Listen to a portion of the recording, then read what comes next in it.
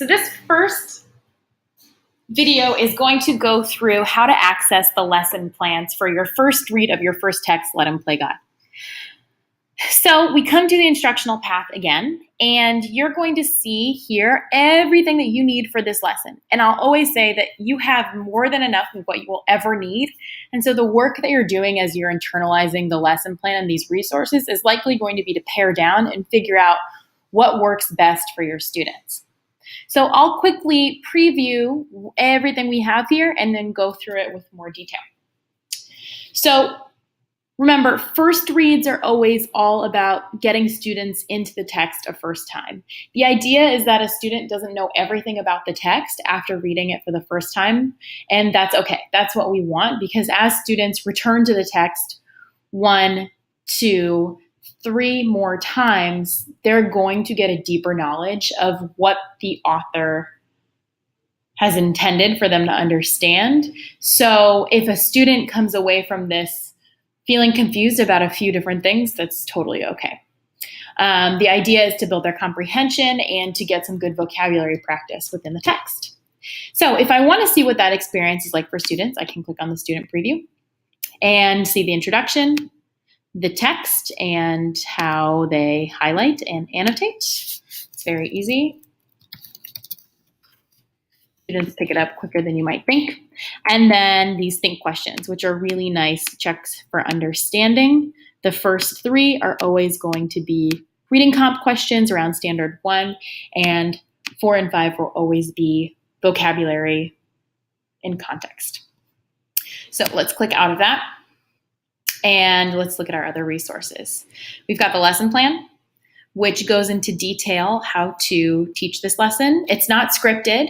It does provide a suggested sequence and things to do with the lesson.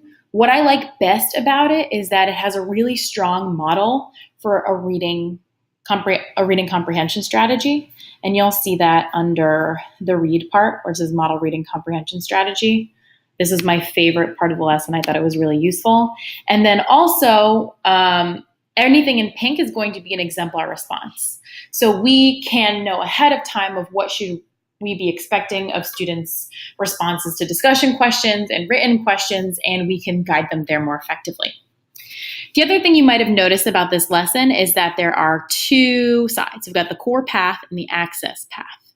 So the core path would be teaching this lesson to all students without the differentiated handouts or access paths that StudySync provides.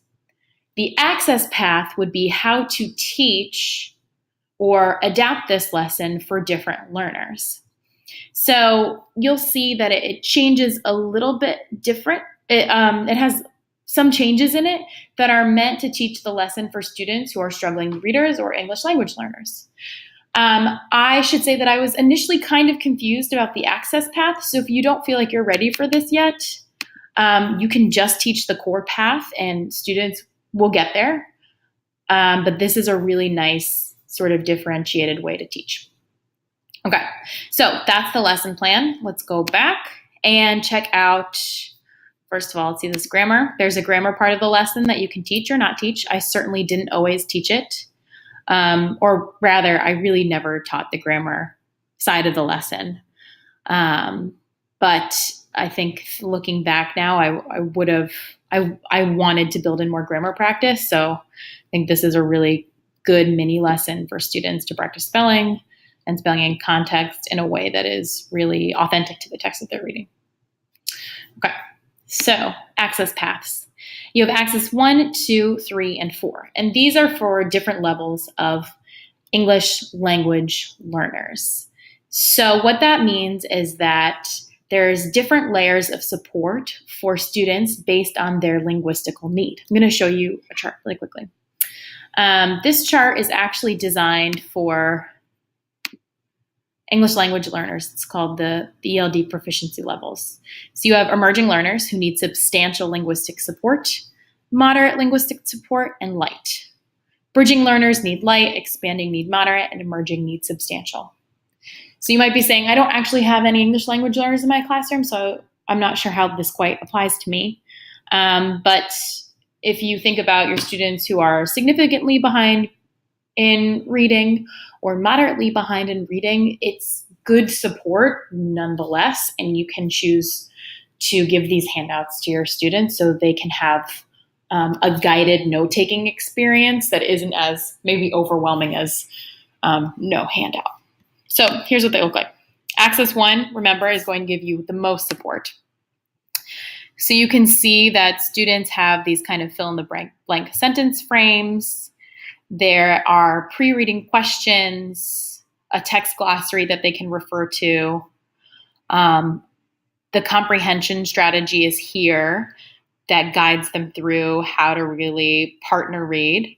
And there's an annotation guide, some more matching, and some more guidance with finding evidence.